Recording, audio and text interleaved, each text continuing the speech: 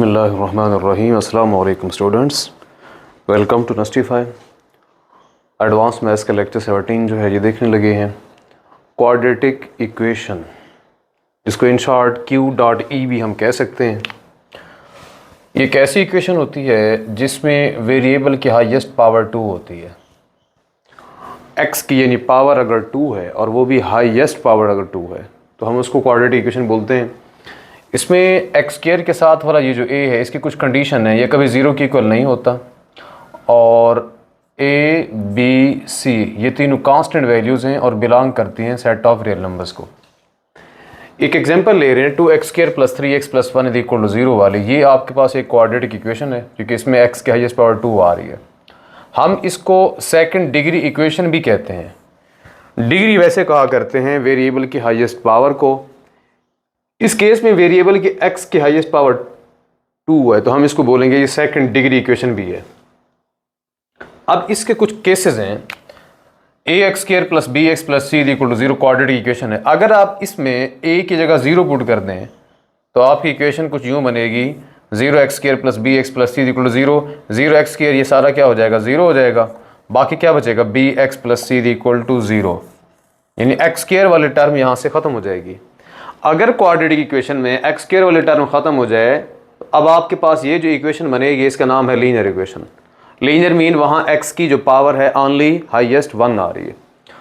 Example आपके सामने 2x + 1 = 0, तो ये आपके पास एक लीनियर इक्वेशन है। इसी क्वाड्रेटिक इक्वेशन में अगर आप इस x के साथ वाले कोफिशिएंट b की जगह 0 पुट कर दें तो आपके पास इक्वेशन बनेगी ax² + 0x + c = 0। 0x जब करेंगे इसका आंसर क्या हो जाएगा, 0 हो जाएगा। उसके बाद आपके पास इक्वेशन क्या बनेगी, ax² + c = 0 वाली। जहां से अब x खत्म हो गया है, अगर x वाली वैल्यू खत्म हो जाएगी तो हम उसको नाम देंगे प्योर क्वाड्रेटिक इक्वेशन का। x² के साथ अगर कांस्टेंट होगा। एग्जाम्पल यहाँ पे है, यहाँ अगर ये 2x वाले टर्म मैं ख़त्म कर देता हूँ, 5x² - 3 रहने दूँ, then this example will be for pure quadratic equation. तो ये कुछ केसेस से साथ मैंने उनकी एक एग्जाम्पल भी आपके सामने वेरीफाई करके दे दी। मेथड्स होते हैं क्वाड्रेटिक इक्वेशन को सॉल्व करने के। उनमें पहला मेथड होता है बाय फैक्टराइजेशन, उसके बाद अगला होता है बाय क्वाड्रेटिक फार्मूला, और उसके बाद फाइनली हम एक और मेथड देखते हैं बाय कंप्लीटिंग स्क्वायर मेथड। आगे आके आपको थोड़ा बहुत आइडिया दूंगा क्वाड्रेटिक फार्मूले का जो मेन चीज़ होती है। इतना बता दूं, फैक्टराइजेशन मेथड के अंदर हम मिड टर्म को ब्रेक करते हैं। क्वाड्रेटिक फार्मूले में हमारे पास प्रॉपर फार्मूला होता है, इसको वर्बली बोल देता हूँ, x = -b + (b² - 4ac / 2a वाला हम उसको यूज़ किया करते हैं। कंप्लीटिंग स्क्वायर मेथड के अंदर हम स्क्वायर कंप्लीट करके फिर वहाँ से x की वैल्यूज निकालते हैं। अगर b² - 4ac की बात करें क्वाड्रेटिक इक्वेशन में, इस तरह के एक्सप्रेशन को हम नाम देते हैं डिस्क्रिमिनेंट का। और ये डिस्क्रिमिनेंट असल में काम आता है क्वाड्रेटिक इक्वेशन के रूट्स को फाइंड करने के लिए। रूट्स ऑफ क्वाड्रेटिक इक्वेशन अगर आपने फाइंड करने तो आपने डिस्क्रिमिनेंट को यूज़ करना है। डिस्क्रिमिनेंट को हम वैसे डिनोट करते हैं डिस्क से, DISC भी लिखते हैं, सम टाइम कैपिटल D भी लिखते हैं, सम टाइम डेल्टा भी बना के लिखते हैं। तो ये चीज़ आपने याद रखनी है। अच्छा, मेरे पास यहाँ जैसे एक क्वाड्रेटिक इक्वेशन है और मुझे इसका डिस्क्रिमिनेंट फाइंड करना हो, तो ये क्वाड्रेटिक इक्वेशन है, इसको कंपेयर करें तो x² के साथ वाली वैल्यू को हम a कहते हैं, x के साथ वाली वैल्यू को हम b कहते हैं और आखिर वाले कांस्टेंट को हम c कहते हैं। डिस्क्रिमिनेंट अगर आपको चाहिए उसको सिंपल DIS भी लिख सकते हो। वो इक्वल हुआ करता है b² - 4ac के। वैल्यूज आपने पुट करनी है, b की जगह 3 आएगा, माइनस का 4 लिखने के बाद a की जगह 2 आएगा, c की जगह 2 आएगा। 3² करें तो 9 आएगा, -4 to the 8, 8 to the 16 आएगा, 9 - 16 आंसर क्या आएगा, -7। तो ये आ रहा आपका डिस्क्रिमिनेंट। और मैंने बोला भी है कि इसका काम होता है क्वाड्रेटिक इक्वेशन की रूट्स फाइंड करने का। अगर आपके पास ये वाली क्वाड्रेटिक इक्वेशन की स्टैंडर्ड फॉर्म है, इसको हम उसकी जनरल फॉर्म भी कहते हैं, स्टैंडर्ड फॉर्म भी कहते हैं, और यहाँ आपने इसके अगर रूट्स फाइंड करने हैं तो हम ये वाला फार्मूला भी यूज़ करके इसके रूट्स फाइंड कर सकते हैं। x = -b + (b² - 4ac / 2a वाला, और इस फार्मूले को हम क्वाड्रेटिक फार्मूला कहा करते हैं। मैंने इसकी आपको यहाँ पे थोड़ी बहुत एक्सप्लेनेशन दी थी। ये फार्मूला होता है, और इवन ये जो फार्मूला होता है क्वाड्रेटिक इक्वेशन को रूट्स को फाइंड करने वाला फार्मूला होता है। Nature of roots of quadratic equation, एक बात बड़ी क्लियरली सुन लें आप लोग। जो क्वाड्रेटिक इक्वेशन की रूट्स की नेचर हमें अगर चाहिए होती है तो हम with the help of discriminant find करते हैं। डिस्क्रिमिनेंट ही वाहिद चीज है जो क्वाड्रेटिक इक्वेशन की रूट्स की नेचर के बारे में बताता है। अगर नंबर 1 डिस्क्रिमिनेंट ग्रेटर देन 0 हो, साथ में परफेक्ट स्क्वायर हो। परफेक्ट स्क्वायर से मुराद क्या है? जैसे 4 है, जैसे 16 है, जैसे 9 है, 25 है, 49 है, 36 है एंड सो ऑन, वो वाले नंबर सारे परफेक्ट स्क्वायर हैं। अगर वो पॉजिटिव नंबर के साथ साथ क्या है? परफेक्ट स्क्वायर है, तो फिर उस क्वाड्रेटिक इक्वेशन के जो रूट्स बनेंगे वो रैशनल रूट्स होंगे plus unequal. And remember, her rational को हम रियल भी कह सकते हैं। अगर ऑब्जेक्टिव में रैशनल के बजाय कहते हैं रियल प्लस अनइक्वल तब भी ठीक होगा। एमसीक्यूज में रैशनल प्लस अनइक्वल दे तब भी ठीक देगा। अगर अनइक्वल की जगह वो लिख दे डिस्टिंक्ट, डिस्टिंक्ट हम कहते हैं डिफरेंट को, अनइक्वल अलग अलग, तो ये वर्डिंग भी दे सकते हो ऑब्जेक्टिव के दौरान। तो पहला पॉइंट ये था, अगर डिस्क्रिमिनेंट ग्रेटर देन 0 है यानी कोई पॉजिटिव नंबर है प्लस नॉट परफेक्ट स्क्वायर, लेकिन परफेक्ट स्क्वायर नहीं है, लाइक जैसे 2 है परफेक्ट स्क्वायर नहीं है, 3 है, 8 है, 10 है, 12 है एंड सो ऑन, इस तरीके वाले जितने नंबर है सारे के सारे वो एक तो greater than 0 mean positive numbers हैं, साथ में परफेक्ट स्क्वायर नहीं है। तब जो उस इक्वेशन के रूट्स बनेंगे, हम वो रूट्स जो देखेंगे वो एक तो इरेशनल होंगे प्लस अनइक्वल, या उसको हम डिस्टिंक्ट भी कह सकते हैं। एंड रिमेंबर, इरेशनल को हम रियल भी कहते हैं। हर रैशनल भी रियल होता है, हर इरेशनल भी रियल होता है, क्योंकि हमें पता है रियल नंबर्स बनते ही यूनियन ऑफ रैशनल और इरेशनल्स हैं। इस वजह से हम रैशनल के साथ रियल भी कह सकते हैं, इरेशनल के साथ भी हम रियल कह सकते हैं। अच्छा, उन रूट्स का नाम मैंने यहाँ पे अल्फा और बीटा रखा हुआ है दोनों केसेस के अंदर। अगर आपका डिस्क्रिमिनेंट इक्वल किसके आ जाए? 0 के इक्वल आ जाए, तब उस क्वाड्रेटिक इक्वेशन के जो रूट्स होंगे वो रियल साथ में रिपीटेड। अब real and repeated mean, repeated को हम इक्वल भी कह सकते हैं। मसलन हो सकता है दोनों रूट्स आ जाएं 2 2, हो सकता है दोनों रूट्स आ जाएं 5 और 5, तो ये सारे के सारे कौन से रूट्स हैं? ये इक्वल, या जिनको हम के रिपीटेड भी कह सकते हैं। अगर क्वाड्रेटिक इक्वेशन को सॉल्व करने के बाद आपका डिस्क्रिमिनेंट आता है less than 0 mean negative number आता है, तब जो रूट्स होंगे इमेजिनरी होंगे। और इमेजिनरी हम उनको कहते हैं जिनके अंदर अयोटा शामिल है, यानी एक रूट बन सकता है 2 प्लस अयोटा, दूसरा रूट बन सकता है 5 अयोटा, ये पॉसिबिलिटी है। सो ये चीज़ आपने याद रखनी है कि मोस्टली 2 प्लस अयोटा या 5 अयोटा या कुछ और भी कह लें आप, जैसे 6 अयोटा की बात कर लें, -7 अयोटा की बात कर लें, यानी रूट्स इमेजिनरी होंगे जिनमें अयोटा लाजमन आएगा। कब? जब डिस्क्रिमिनेंट क्या होगा? Less than 0। तो ये नेचर ऑफ रूट्स को हम क्वाड्रेटिक इक्वेशन के लिए कुछ इस तरीके से with the help of discriminant भी डिस्कस किया करते हैं, और ये चीज़ें ऑब्जेक्टिव में बार बार हमारे पास डिस्कशन में आएंगी। आपने प्रॉपरली इनको अच्छे तरीके से सुनना भी है और मेमोराइज करना है। आगे चलते हैं, कुछ ट्रिक्स हैं और ये ट्रिक्स हमारी हेल्प करेंगे क्वेश्चंस को सॉल्व कराने में। अगर मेरे पास क्वाड्रेटिक इक्वेशन, उसकी स्टैंडर्ड फॉर्म ये वाली होती है, one root will be reciprocal of the other if a is equal to c, यानी एक्स स्क्वायर के साथ वाली वैल्यू और कांस्टेंट अगर ये दोनों आपस में इक्वल हो जाएं तो रूट्स जो होंगे एक दूसरे के क्या हो जाएंगे? रेसिप्रोकल। एक रूट दूसरे रूट का रेसिप्रोकल हो जाएगा। कहने का मतलब ये है, अगर एक रूट 2 है तो अगला रूट क्या बन जाएगा? उसका रेसिप्रोकल 1/2 बन जाएगा। एग्जाम्पल के थ्रू आपको समझाता भी हूं। मैंने ये क्वाड्रेटिक इक्वेशन ली हुई है और मैंने इसको सॉल्व की है मिड टर्म ब्रेक करके। 4x को हम लिख सकते हैं 2x + 2x करके। अब पहली दो में से देखें तो 2 के साथ एक x भी कॉमन है, निकालेंगे इधर से x + 1 बचेगा। अब यहां से सिर्फ 2 कॉमन है, निकालेंगे इधर x + 1 बचेगा, दैट्स इक्वल टू 0। और ये x + 1 वाली ब्रैकेट अगर हम कॉमन निकालें तो ये कॉमन आएगी, इधर से बचेगा 2x और आगे बचेगा प्लस का 2, दैट्स इक्वल टू अगेन 0। अब आपने इधर r का केस बना के यहां से x की वैल्यूज निकालनी है। पहली वैल्यू x की है, यानी पहली ब्रैकेट देखें x + 1 है, इसको 0 क्योंकि रखें, x निकलेगा -1। दूसरी वैल्यू है 2x + 2 वाली, इक्वल टू 0 रखें, 2x इक्वल टू -2 आएगा। x चाहिए -2 के नीचे ये 2 डिवाइड करा दें, -2 को 2 पर डिवाइड करेंगे, x की वैल्यू क्या निकलेगी? -1। अब देखें, अगर मैं इस -1 का रेसिप्रोकल करूं, यानी 1 के नीचे डिवाइड करके ही रेसिप्रोकल बनाते हैं, और तो कोई वे नहीं होता ना रेसिप्रोकल बनाने का। 1 के नीचे अगर हम इसको डिवाइड करते हैं तो 1 और -1 बनेगा, और इसको मजीद सिंप्लीफाई करें दोबारा क्या बन के आएगा? -1। अब यहां से ये सवाल यूं पैदा होता है, अगर आप इसी -1 का रेसिप्रोकल करते हैं तो आंसर में आपके पास दूसरा रूट बन के आ रहा है। तो तभी तो लिखा है अगर a और c की वैल्यू सेम होगी, और ये शॉर्ट ट्रिक है। अब x स्क्वायर के साथ वाली वैल्यू को हम a कहते हैं जो कि 2 की इक्वल है, और आखिर वाले कांस्टेंट को c कहते हैं जो भी प्लस का 2 है। तो a भी प्लस का 2 है, c भी प्लस का 2 है, यानी उनके साइन भी सेम है।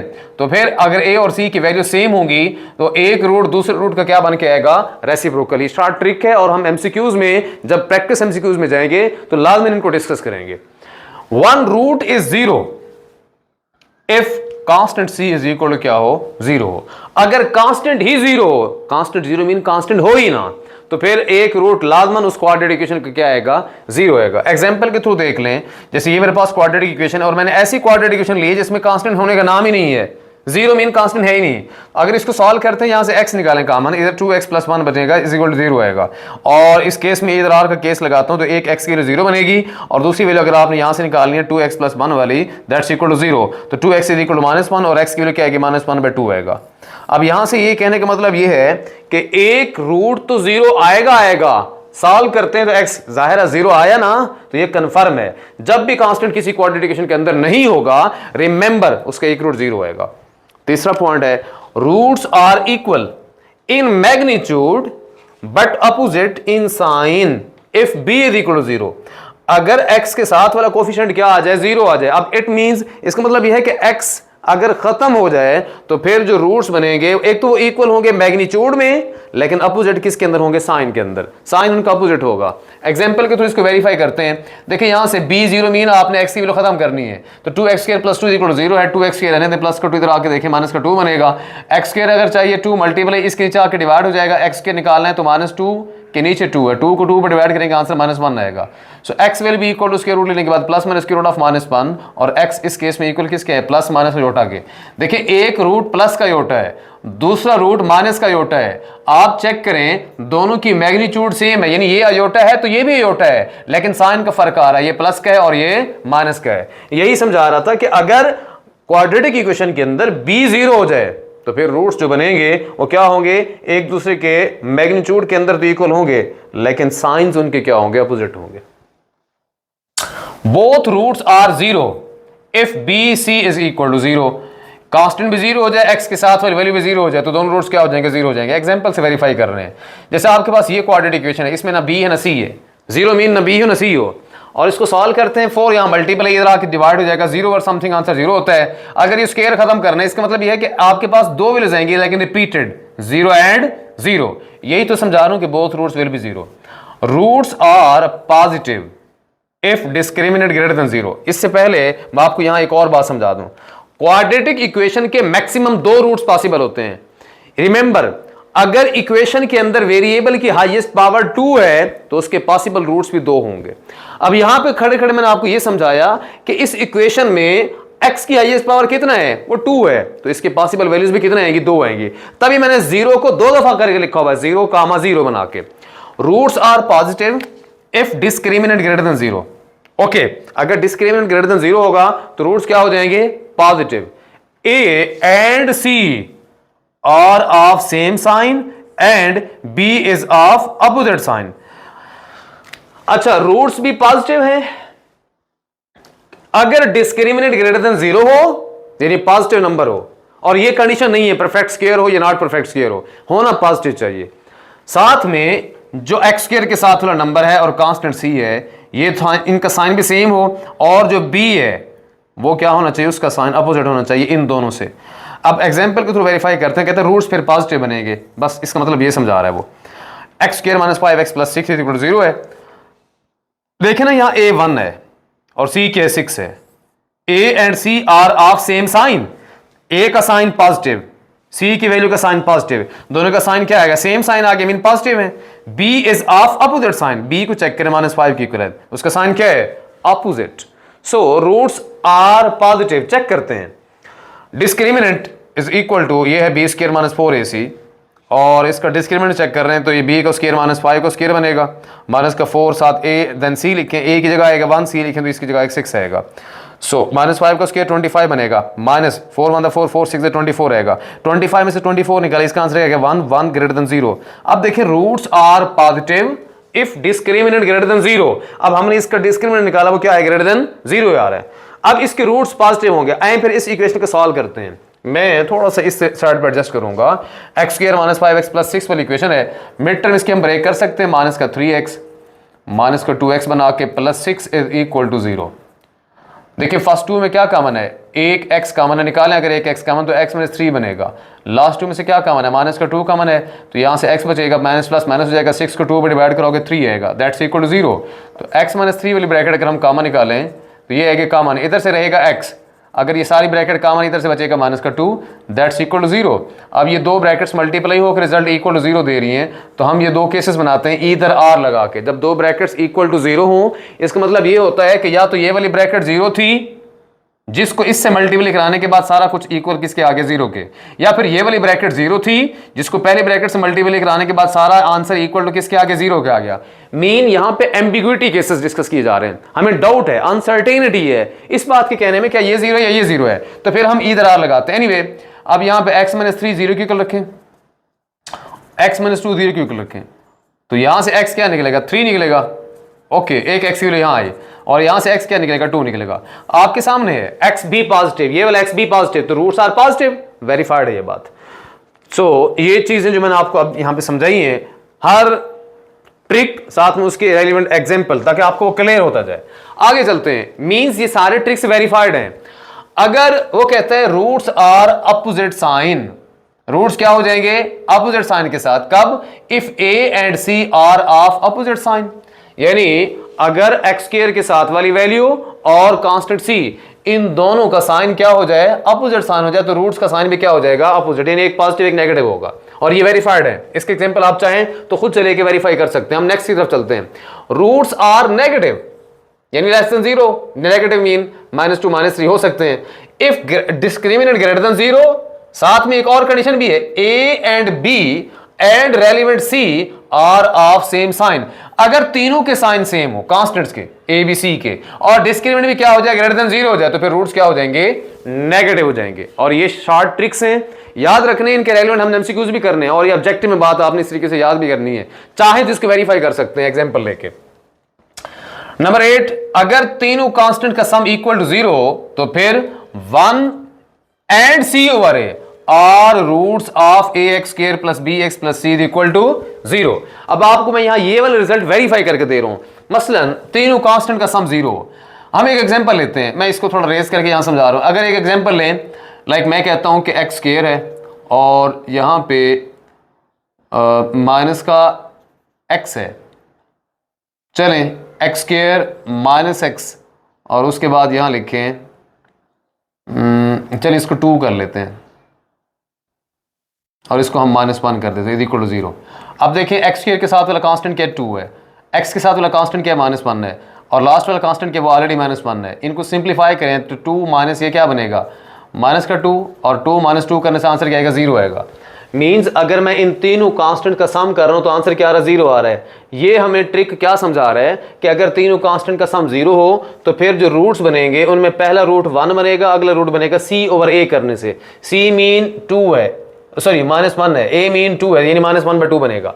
इस इक्वेशन के फिर दो रूट्स आएंगे, एक कौन सा आएगा 1 और एक c ओवर a करने से। अगर मैं c ओवर a करता हूं तो इसमें c क्या है -1 है और a क्या है वो 2 है, मीन एक रूट बनेगा 1 और दूसरा रूट क्या बनेगा -1/2 बनेगा। सो ये चीज़ यहाँ पे वेरीफाइड है, और आप चाहें तो इसको यहाँ पे क्वाड्रेटिक फार्मूला लगा के सिंप्लीफाई भी कर सकते हैं। अगर क्वाड्रेटिक फार्मूला नहीं लगाना तो आप यहाँ पे इसके मिड टर्म ब्रेक कर सकते हैं। मैं इसके मिड टर्म ब्रेक करके आपको दिखा रहा हूँ। तो 2x स्क्वायर है, अगर हम इसके मिड टर्म ब्रेक करें माइनस के 1x को हम लिख सकते हैं -2x plus 1x -1 is equal to 0। First 2 में चेक करें तो यहाँ से एक 2 भी और साथ x भी कॉमन आएगा, तो इधर बचेगा x और इधर से माइनस का 1 बचेगा। लास्ट 2 में से कुछ कॉमन नहीं है तो प्लस का 1 कॉमन निकालेंगे, इधर बचेगा x -1 दैट्स इक्वल टू 0। आपने ये वाली ब्रैकेट निकालनी कॉमन, तो x -1 वाले अगर आपने ब्रैकेट कॉमन निकाली, इधर से बचेगा 2x, आगे बचेगा प्लस का 1 दैट्स इक्वल टू 0। इधर x पहली ब्रैकेट 0 के इक्वल पुट करते हो, x निकलेगा 1 के इक्वल। अगर आप दूसरी ब्रैकेट उठा के 0 के इक्वल पुट करें 2x प्लस 1 वाली, तो ये 2x यहाँ रहने दे, 1 उठा के राइट साइड माइनस का 1 बनेगा, x क्या आएगा -1/2। ऑलरेडी हम यहाँ बता चुके हैं कि जब तीनों कांस्टेंट का सम इक्वल टू 0 आया करेगा तो इस केस में एक रूट फिक्स है, वो 1 की इक्वल आएगा, और अदर रूट कैसे निकालेंगे c ओवर a करके। आपने इतना लंबा चौड़ा सवाल भी नहीं करना, ये शॉर्ट ट्रिक मैंने समझाया है। क्वाड्रेटिक इक्वेशन को देख के ही हमने अंदाजा लगाना उसके रूट्स का।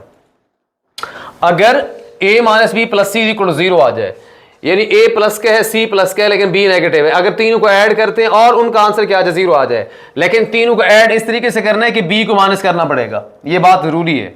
ए माइनस बी प्लस सी करने से अगर 0 बनता है तो फिर जो रूट्स बनेंगे वो -1 और -c और ए की बनेंगे। एक रूट यानी फिक्स है -1, अगला रूट कैसे निकलेगा, -c और ए करने से। अगर आपके पास क्वाड्रेटिक इक्वेशन जो है is satisfied by more than 2 values, दो से ज्यादा वैल्यूज अगर सेटिस्फाई हो जाए, इट इज एन आइडेंटिटी, फिर वो क्या बन जाती है, आइडेंटिटी, फिर वो क्वाड्रेटिक इक्वेशन नहीं रहेगी, फिर वो एक आइडेंटिटी इक्वेशन बन जाती है। और उस केस में साथ में ए बी सी तीनों कांस्टेंट्स इक्वल किसके हो जाते हैं, 0 के इक्वल हो जाते हैं, एंड वाइस वर्सा। यानी अगर ये तीनों कांस्टेंट 0 के इक्वल हो जाएंगे तो इक्वेशन क्या हो जाएगी, आइडेंटिटी। अगर तीनों आइडेंटिटी है तो उस केस में कांस्टेंट क्या हो जाएंगे, 0 के इक्वल हो जाएंगे। ठीक है, नेक्स्ट पे आते हैं। अगर क्वाड्रेटिक इक्वेशन की बात की जाए, इसमें ए बी सी सारे रियल नंबर्स हैं, has one root like this one, p plus q iota, आप देखो तो ये कॉम्प्लेक्स रूट है, then other root will be p minus q iota. अगर आपके पास रूट कॉम्प्लेक्स आ रहा है तो उसका अदर रूट क्या बनेगा, उसी का कॉन्जुगेट, जिसको हम कहते हैं कॉम्प्लेक्स कॉन्जुगेट या कॉन्जुगेट पेयर की बात कर रहे हैं। ये और ये दोनों के एक दूसरे के कॉन्जुगेट पेयर हैं। p माइनस क्यू अयोटा होता तो अदर रूट क्या बन जाता, p प्लस क्यू अयोटा। तो ये बात ऑब्जेक्टिव में याद रखनी है आपने। ax square plus bx plus c equal 0, ये क्वाड्रेटिक इक्वेशन है। इसमें अगर a b c जो है ये तीनों बिलोंग करें रैशनल नंबर्स को, और इनका वन रूट अगर p plus square root q है, रैशनल नंबर्स की बात की जा रही है। इस केस में ये तीनों कांस्टेंट बिलोंग किसको कर रहे थे, रियल नंबर्स को। रियल नंबर्स बड़ा सेट है कंपैरेटिवली रैशनल के, तो अदर रूट क्या बनेगा, p minus square root q, यानी उसका भी हमने क्या लेना है, यहां पे कॉन्जुगेट लेना है। अगर a इक्वल हो 1 के, फिक्स है, लेकिन b और c ये दो कांस्टेंट जो हैं ये बिलोंग करें इंटीजर्स को, 0 हो सकता है, +-1 +-2 कुछ भी हो सकता है, and roots are rational numbers, और रूट्स कौन से निकल के आ रहे हैं, रैशनल नंबर्स की फॉर्म में, 1/2, 2/3, 3/7 and so on, then roots must be integers. तो अगर रैशनल हैं साथ में वो इंटीजर्स भी जरूर होंगे, इस केस में कहना चाहता है। तो उसमें अगर a 1 कह दें फिक्स, b और c इंटीजर ले लें, तो फिर पॉसिबिलिटी है जो रूट्स होंगे मस्ट बी इंटीजर, वो इंटीजर भी हो सकते हैं। अब इंटीजर से मुराद क्या है, अगर वो रूट्स रैशनल हैं, देखें 2 भी क्या है, एक इंटीजर है, 3 भी क्या है, वो क्या है, एक इंटीजर है। इस तरीके से अगर a की बात करें 1 है तो ये भी क्या है, इंटीजर है। 13 के बाद अब हम जाते हैं, इसके बाद अगला जो इसका 14th ट्रिक है उसकी साइड पे।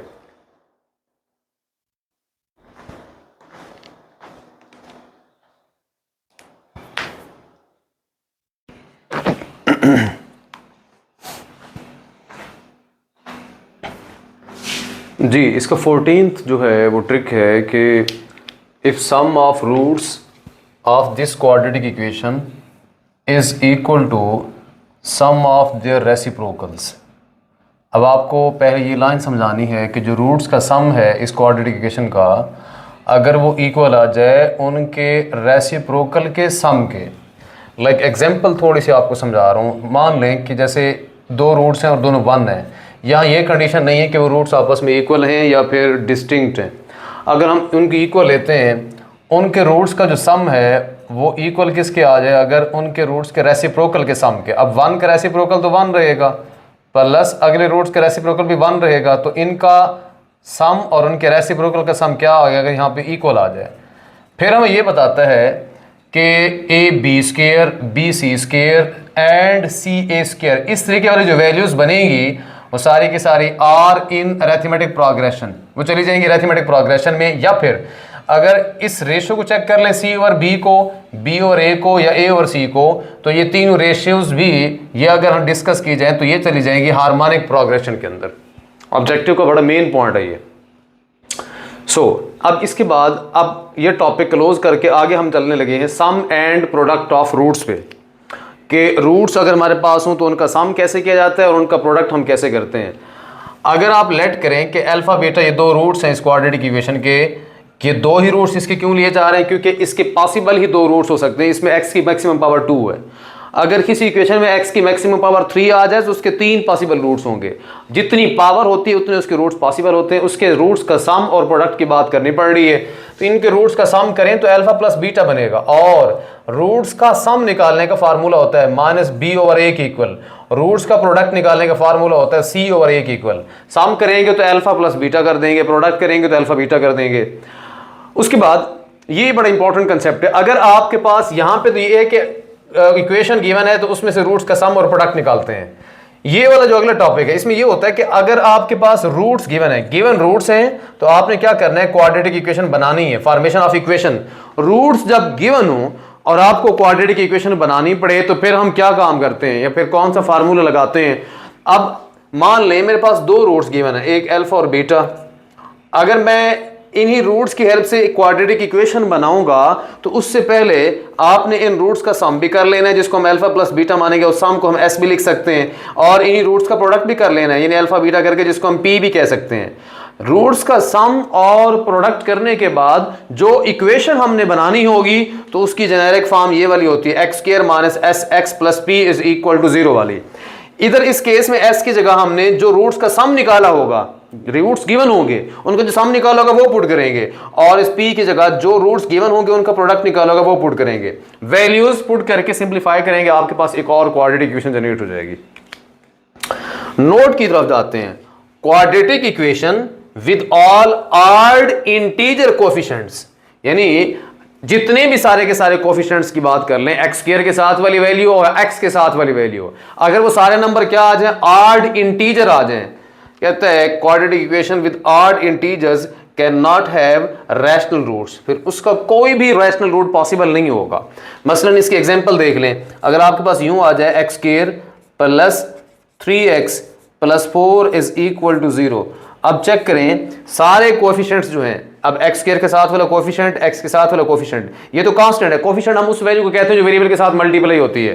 तो इसका जो रूट्स बनेंगे, कहते हैं कैन नॉट हैव रैशनल, वो रैशनल नहीं हो सकते, कुछ और तो जरूर होंगे, इरैशनल हो सकते हैं but not will be rational. ये एक शॉर्ट ट्रिक है, याद रखना आपने। और एग्जांपल मैंने आपके सामने वैसे यहां से वेरीफाई करके आपको दे दी है। आप चाहें तो जब इसके रूट्स निकालेंगे तो रैशनल नहीं बनेंगे रूट्स, कुछ और बनेंगे। अब कॉमन रूट्स की बात कर लेते हैं कि जब रूट्स कॉमन आते हैं, यानी सेम की बात की जा रही है, और अगर यहां पे पहला केस डिस्कस कर रहे हैं कि वन रूट कॉमन हो, एक ही रूट अगर कॉमन बने तो फिर हम उस केस को किस तरीके से लेंगे। मैं आपको यहां स्टार्टिंग यूं करने लगा हूं कि alpha is common root of this quadratic equation a1x² plus b1x plus c1 is equal to 0, और again this is root of second quadratic equation a2x² plus b2x plus c2 is equal to 0। इन दो quadratic equations का अगर alpha जो हो एक common root हो तो फिर इस अल्फा की वैल्यू हम कैसे निकालेंगे। अगर आपको ऑब्जेक्टिव में कुछ यूं दे दे कि if 2 is the root of this equation and this equation, then how to find, अगर 2 की बजाय कोई वैल्यू दे दे, लाइक k दे दे, 3 दे दे, तो उसको हम फाइंड कैसे करेंगे। यानी उस कॉमन रूट को फाइंड करने का फार्मूला ये है, जैसे इस केस में अल्फा की बात की जा रही है, इन दोनों इक्वेशंस को सॉल्व करने के बाद हम वो रूट कैसे फाइंड कर सकते हैं। जस्ट ये शॉर्ट ट्रिक है, c1a2 minus a2c1 divided by a1b2 minus a2b1, या फिर आप अगर ये यूज नहीं करना चाहते तो आप उसी कॉमन रूट को फाइंड करने के लिए ये वाला फार्मूला भी यूज कर सकते हैं। यानी दो इक्वेशन दे दे और हमसे ये कह दे कि इन दोनों इक्वेशंस का कॉमन रूट क्या बनेगा, तो आपने फिर ये वाला फार्मूला चाहें या फिर ये वाला फार्मूला चाहें, दोनों में से एक यूज करके जो वैल्यू बनेगी वो उन दोनों इक्वेशंस का क्या कंसीडर किया जाएगा, common root. b1c2 minus b2c1 over c1a2 minus c2a1, both roots common. दूसरा केस है, अगर दो रूट्स यानी दोनों रूट्स क्या आ रहे हो common, having common roots equation 1 and equation 2 will be identical, यानी दोनों फिर इक्वेशन ही सेम है, आइडेंटिकल हैं, अगर उन दोनों का रूट क्या आ रहे हैं, कॉमन आ रहे हैं। तो कॉमन रूट्स की कंडीशन हम कैसे देखते हैं, अगर a1 रेशो a2 इक्वल आ जाए b1 ratio b2, c1 ratio c2, यानी इन तीनों कोएफिशिएंट्स की अगर वैल्यूज और विद कांस्टेंट्स ये सेम आ जाएं तो फिर हम क्या बोलेंगे, वो रूट्स उन इक्वेशंस के क्या हैं, कॉमन रूट्स हैं, और वो दोनों इक्वेशंस क्या हो चुकी हैं, आइडेंटिकल हो चुकी हैं। अब इसमें एक बड़ा इंपॉर्टेंट नोट है, और ये जो मैंने आपके सामने ये चीज यहां पे एक्सप्लेन की है, इसको ऑब्जेक्टिव के लिए हमें हर सूरत याद रखना पड़ेगा, और जब हम प्रैक्टिस एमसीक्यूज की तरफ जाएंगे तो इस तरीके वाले एमसीक्यूज भी हमने देखने हैं। If alpha is common root of f of x is equal to 0 and phi of x is equal to 0, अगर अल्फा जो है इस तरह के फंक्शन का भी जो इक्वल टू 0 है, यानी क्वाड्रेटिक फंक्शन की बात की जा रही है, एक और फंक्शन है इसको कह लें, या आप कह लें कि ये क्वाड्रेटिक इक्वेशन है और ये भी क्वाड्रेटिक इक्वेशन है, अगर इन दो डिफरेंट क्वाड्रेटिक इक्वेशंस का अल्फा जो है एक कॉमन रूट है, then it will be common root for f dash of x is equal to 0 and phi dash of x is equal to 0। In fact ये है कि यहाँ पे अगर वो उन सिंपल इक्वेशंस का कॉमन रूट है तो अगर हम आप उनको चेंज करें विद रिस्पेक्ट टू कॉन्जुगेट कह लें, यहाँ पे अगर वो सिस्टम है तो उनका ट्रांसपोज भी लिया जा सकता है यहाँ पे, क्योंकि सिस्टम को हम मैट्रिसेस में कन्वर्ट करके देन उसका ट्रांसपोज बना सकते हैं। उनके ट्रांसपोज से बनने वाली जो इक्वेशन होगी उनका भी वो जो होगा अल्फा कॉमन रूट कंसीडर किया जाएगा। अब आपके पास जैसे ये सिस्टम है और हम इसको मैट्रिसेस में कन्वर्ट करें तो पहले हम क्या करेंगे, ये सारे कांस्टेंट्स C1 और C2 इनको उठा के मैं वैसे राइट साइड पे लेके जाना पड़ेगा, और जब इनको इस साइड पे लेके आएंगे ये बनेगा माइनस का C1 और ये इधर आके माइनस का C2 बनेगा। फिर हमने पहला मैट्रिक्स बनाना है इनके कोफिशिएंट्स का A1 A2 B1 B2 का।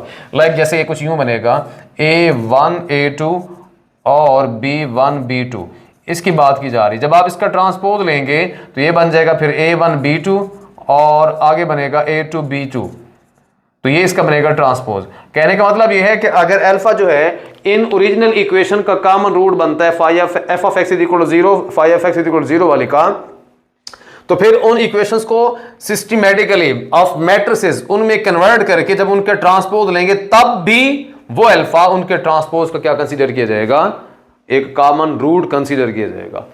अगला टॉपिक इंपॉर्टेंट भी है, symmetric functions of roots. Roots का एक सिमेट्रिक फंक्शन हम कैसे डिस्कस करते हैं। एक फंक्शन लेते हैं f और उसके दो रूट्स हैं अल्फा और बीटा, ये एक सिमेट्रिक फंक्शन कहलाएगा इफ इट रिमेन्स अनचेंज्ड, यानी इस पे किसी किस्म का कोई फर्क नहीं पड़ेगा। कब? When alpha and beta are interchange, जब अल्फा बीटा की जगह चेंज कर दें तो उस पर अगर कोई फर्क नहीं पड़ेगा फंक्शन पे, उस फंक्शन को हम कहेंगे वो एक सिमेट्रिक फंक्शन है। ये रूट्स की बेस पे हम डिसाइड कर रहे हैं एक फंक्शन के बारे में कि वो सिमेट्रिक है या नहीं है। अब आपके सामने एक एग्जांपल है, ये एक फंक्शन है और अल्फा बीटा इसके दो रूट्स हैं, इन पे बेस करता है ये, और अगर इसकी वैल्यू इक्वल गिवन है alpha square plus beta square plus 2 alpha beta, हमने ये बताना हो क्या ये फंक्शन जो है सिमेट्रिक है या नहीं है। हम क्या करें, अल्फा और बीटा को आपस में इंटरचेंज कर दें, जहां अल्फा है वहां बीटा लिख दें, जहां बीटा है वहां अल्फा लिख दें। ओके, अल्फा को मैंने बीटा बना दिया, बीटा को मैंने अल्फा बना दिया, इधर भी अल्फा को बीटा बना देंगे, बीटा को अल्फा बना देंगे। सिमिलरली इस केस के अंदर भी यही करना है, टू वैसे के वैसे इस अल्फा को बीटा बना देंगे, बीटा को अल्फा बना देंगे। अगर अल्फा बीटा को आगे पीछे करते हैं तो मुझे लगता है कि इस पे दोबारा कोई फर्क नहीं पड़ेगा, क्योंकि हम इसको फिर दोबारा रीअरेंज कर सकते हैं, अल्फा स्क्वायर पहले बीटा स्क्वायर बाद में, 2 के साथ बीटा अल्फा को हम अल्फा बीटा बना दें। अब आपके पास वही फंक्शन दोबारा नहीं बन गया ओरिजिनल वाला। अगर अल्फा बीटा चेंज करने से, इंटरचेंज करने से, चेंज नहीं इंटरचेंज करने से उस ओरिजिनल फंक्शन पे कोई फर्क नहीं पड़ रहा, तो हम अब इस वाले फंक्शन को कहेंगे ये एक सिमेट्रिक फंक्शन है। अब क्वेश्चन को सॉल्व करने के लिए अबाउट सिमेट्रिक फंक्शंस हम कुछ ट्रिक्स पढ़ने लगे हैं। अगर आपके पास दो रूट्स हैं अल्फा और बीटा और सिमेट्रिक फंक्शंस डील किए जा रहे हैं, फंक्शन सिमेट्रिक है, तो उस केस में alpha square plus beta square को हम इक्वल लिखते हैं alpha plus beta whole square minus 2 alpha beta, ये आपने याद रखना है। और alpha cube plus beta cube को हम इक्वल लिख सकते हैं alpha plus beta whole cube minus 3 alpha beta into alpha plus beta. ये ट्रिक्स हम क्वेश्चंस के अंदर आके यूज करेंगे। अब इसकी बात की जा रही है अल्फा पावर 4 प्लस बीटा की पावर 4, हम इसको कैसे लिख सकते हैं, is equal to alpha cube plus beta cube into alpha plus beta minus alpha beta, then लिखेंगे alpha square plus beta square. अगर इनकी पावर 5 आ जाए, अल्फा 5 प्लस बीटा 5, हम इसको इक्वल लिखेंगे alpha cube plus beta cube into alpha square plus beta square minus alpha square beta square, साथ में लिखना पड़ेगा अल्फा प्लस बीटा करके। ये याद करेंगे ट्रिक्स, देन जाके हमने इनको बार बार बोले जा रहा हूं सिमेट्रिक फंक्शंस के लिए एमसीक्यूज में यूज करना पड़ेगा। अगर हम इसके बाद इसकी बात करते हैं मॉड अल्फा माइनस बीटा, इसको हम डिस्टेंस भी कह सकते हैं या मैग्नीट्यूड भी कह सकते हैं, ये इक्वल, इसको नॉर्म भी कह सकते हैं, इक्वल हुआ करता है square root of alpha plus beta whole square minus 4 alpha beta के। इसी तरीके से छठा इसका ट्रिक ये है कि अगर सिमेट्रिक फंक्शन में alpha square minus beta square आ जाए, हम वैसे इसका फार्मूला क्या बनाते हैं alpha minus beta into alpha plus beta, या फिर अगर alpha cube minus beta cube आ जाए, हम इसको इक्वल लिखते हैं alpha minus beta into alpha square alpha plus beta whole square minus alpha beta. ये ब्रैकेट यहां से स्टार्ट होकर यहां पे एंड हो रही है, मीन ये ओवरऑल इसके बाहर मल्टीप्लाई होने के लिए अल्फा माइनस बीटा वाली वैल्यू है। इसी तरीके से अगर अल्फा की पावर 4 आगे बीच में साइन किसका आ जाए, माइनस का साइन आ जाए, माइनस बीटा की पावर 4, ऊपर यहां से लेके यहां तक मैंने सारे केसेस यानी यहां पावर 4 तक जितने डिस्कस किए कि उनके बीच में प्लस का साइन आ रहा है, यहां पे इधर माइनस का साइन, यहाँ पे माइनस का साइन और यहाँ पे भी माइनस का साइन है, तो हम इसको लिख सकते हैं alpha plus beta into alpha minus beta into लिख सकते हैं alpha square plus beta square. आप चाहें तो इन दोनों को मिला के alpha plus beta alpha minus beta को लिख सकते हैं alpha square minus beta square. It's up to you. ये थे कुछ शॉर्ट ट्रिक्स जिनको हमने एमसीक्यूज या क्वेश्चंस को जब सॉल्व करते हैं उनमें यूज करने हैं। अब पहली चीज आपने ये वेरीफाई कर लेनी है कि फंक्शन सिमेट्रिक होना चाहिए, तब जाके आप ये वाला रिजल्ट कुछ इस तरीके से यूज करेंगे। यानी इसको आप यूं लिखेंगे, अगर आपके पास alpha square plus beta square की वैल्यू होगी और इस क्यूब को आपने कुछ इस तरीके से कन्वर्ट करना है, पावर 4 को इस तरीके से, पावर 5 को ये माड या मैग्नीट्यूड या नॉर्म है या डिस्टेंस है, या अल्फा स्क्वायर और बीटा स्क्वायर के बीच में माइनस का साइन आ जाए, उनकी क्यूब के साइन यानी क्यूब में माइनस का साइन आ जाए, या पावर 4 में दरमियान में माइनस का साइन आ जाए, तो हम कुछ इस तरीके से शॉर्ट ट्रिक्स यूज किया करते हैं ड्यूरिंग सिमेट्रिक फंक्शंस। ग्राफ अब डिस्कस करने लगे नेक्स्ट टॉपिक में क्वाड्रेटिक फंक्शन का। देखिए हम फंक्शन को एफ ऑफ एक्स भी लिख सकते हैं या सिंपल वाई भी लिख सकते हैं। इक्वल हुआ करता है a x square plus b x plus c, ये उसकी जनरल फॉर्म है। जो क्वाड्रेटिक फंक्शन होता है रिमेंबर उसकी जो शेप बनती है वो पैराबोला शेप बनती है, और पैराबोला शेप जो होती है वो एक यू शेप कर्व की बात करते हैं। पैराबोला हमेशा याद रखें, वो एक यू शेप कर्व होती है लाइक दिस। वो यू ऊपर की तरफ भी हो सकता है, नीचे की तरफ भी हो सकता है, तो ये उसकी शेप चेंज हो सकती है, राइट लेफ्ट राइट को कहीं ना कहीं कुछ ना कुछ हो सकता है, लेकिन रहेगा ऑलवेज यू शेप। अच्छा एक चीज समझा रहा हूं, जब वो यू जो है ऊपर से आते आते आते जहां देखें यहां से टर्न लेगा, टर्न लेके जैसे उसने ऊपर जाना है तो ये जो पॉइंट है इसका एक टर्निंग पॉइंट इसे कहते हैं, और इसका एक स्पेसिफिक नाम है, और इसको हम बोला करते हैं वर्टेक्स ऑफ पैराबोला। जहां पे उस पैराबोला ने आके क्या करना होता है, टर्न लेना होता है, यानी उसने मुड़ना होता है यहां से। पहली चीज मैंने ये समझाई कि शेप ऑलवेज उसकी क्या कंसीडर की जाती है, पैराबोला। नंबर 2, अगर यहां इस क्वाड्रेटिक फंक्शन के अंदर b इज इक्वल टू 0 हो जाए, यानी x की वैल्यू खत्म हो जाए, then axis of parabola is y axis. फिर अगर x खत्म हो जाएगा तो फिर आपके पास जो इस को डिस्कस करेंगे y is equal to ax square plus c वाले केस को, उस पैराबोला का जो एक्सिस बनेगा वो y एक्सिस बनेगा, या हम उसको यूं कहेंगे पैरेलल टू y एक्सिस है वो। नंबर 3, इस केस में ये कहता है कि अगर आपके पास एक्स स्क्वायर के साथ वाला कोफिशिएंट a ये 0 आ जाए, यानी इसकी वैल्यू कोई पॉजिटिव वैल्यू आ जाए, तो उसके बाद जो पैराबोला बनेगा ग्राफिकली वो अपवर्ड पैराबोला होगा। अगर यहां पे a की वैल्यू नेगेटिव आ जाए, यानी एक्स स्क्वायर के साथ वाला नंबर को नेगेटिव आ जाए, यानी -2x स्क्वायर -3x स्क्वायर बन के आ जाए, तो फिर ग्राफिकली जो पैराबोला बनेगा वो एक डाउनवर्ड पैराबोला बनेगा। अगर डिस्क्रिमिनेंट निकालते हैं इस क्वाड्रेटिक फंक्शन का और वो ग्रेटर देन 0 आता है, मीन को पॉजिटिव वैल्यू आ रही है, फिर जो पैराबोला होगा, बड़ा इंपॉर्टेंट ऑब्जेक्टिव है ये, फिर जो पैराबोला होगा कट्स एक्स एक्सिस इन टू डिस्टिंक्ट पॉइंट्स या अनइक्वल पॉइंट्स, डिफरेंट पॉइंट्स। अगर डिस्क्रिमिनेंट ग्रेटर देन 0 होगा, आपके सामने है, उसकी शेप कुछ मैंने बना के दिखाई हुई भी है कि ये पैराबोला जो है एक्स एक्सिस को 2 डिफरेंट पॉइंट्स पे क्या कर रहा है, कट कर रहा है। एक ये वाला पॉइंट है और एक ये वाला पॉइंट है, और मैं चाहूं तो इसको ए बना दूं, चाहूं तो इसको बी बना दूं। तो ये कब पॉसिबल है, जब आपके पास एक्स स्क्वायर के साथ वाला नंबर क्या आ जाए, कोई पॉजिटिव नंबर आ जाए, यानी ग्रेटर देन 0, और डी यानी ये यहां पे जो डिस्क्रिमिनेंट है ये भी क्या निकल के आ जाए, ग्रेटर देन 0 मीन पॉजिटिव निकल के आ जाए। अगर एक्स स्क्वायर के साथ वाला number less than 0 mean negative है और डिस्क्रिमिनेंट जो है वो पॉजिटिव है, तो फिर पैराबोला जो बनेगा वो एक तो बनेगा डाउनवर्ड, और साथ में वो तब भी एक्स एक्सिस को 2 डिफरेंट पॉइंट पे जाके क्या करेगा, इंटरसेक्ट करेगा आपके सामने। ए नेगेटिव होगा तो डाउनवर्ड बनेगा, ये हम पहले भी डिस्कस कर चुके हैं। अगर डिस्क्रिमिनेंट इक्वल आता है 0 के, फिर जो पैराबोला होगा cuts the x axis at only 1 point. यहां मैंने मेंशन नहीं किया, यहां पे आना चाहिए एट ओनली 1 पॉइंट, इन एक पॉइंट पे क्या करना है, उसको कट करना है। आपके सामने ये पैराबोला है और ये एक्स एक्सिस को जस्ट एक पॉइंट पे क्या करेगा, कट करेगा। कब पॉसिबल है, यहां पे हाथ से मैंने बनाया, जस्ट समझाने का मकसद ये है कि जब आपके पास अच्छा अपर केस है, अपवर्ड पैराबोला है, तो a की वैल्यू तो ग्रेटर देन 0 होगी, लेकिन अगर एक्स एक्सिस को जस्ट एक पॉइंट पे वो क्या करे, कट करे, तो फिर उस वक्त डिस्क्रिमिनेंट इक्वल टू किसके होगा, 0 की इक्वल होगा। इसी तरीके से अगर वो डाउनवर्ड है तो तब भी क्या करेगा, उस वक्त डिस्क्रिमिनेंट इक्वल टू 0 है, क्योंकि एक ही पॉइंट पे जाके क्या करता है, वो पैराबोला को कट करता है। उस केस में जो a होगा वो क्या होगा, नेगेटिव, क्योंकि वो डाउनवर्ड आ रहा है। अगर डिस्क्रिमिनेंट आता है लेस देन 0, अब लेस देन 0 मीन नेगेटिव की बात की जा रही है, और हमें पता है कि अगर डिस्क्रिमिनेंट नेगेटिव आ जाए तो रूट्स क्या होते हैं, इमेजिनरी, अब जब रूट्स इमेजिनरी हैं उनके बारे में क्या इंफॉर्मेशन है ग्राफिकली, तो फिर जो पैराबोला होगा do not cuts x axis, x axis को कट ही नहीं करेगा, यानी किसी पॉइंट पे आके उसने मीट ही नहीं करना। अब ये पैराबोला तो अपवर्ड है, ए ग्रेटर देन 0 है, लेकिन इस केस में डी क्या होगा, लेस देन 0, क्योंकि एक्स एक्सिस को किसी पॉइंट पे उसने कट नहीं किया। और यहां अगर इसकी बात करते हैं डाउनवर्ड है तो ए तो होगा लेस देन 0, डिस्क्रिमिनेंट क्या होगा, यहां पे वो लेस देन 0 ही रहेगा, क्योंकि ये वाला जो पैराबोला डाउनवर्ड इस एक्स एक्सिस को किसी पॉइंट पे कट नहीं कर रहा।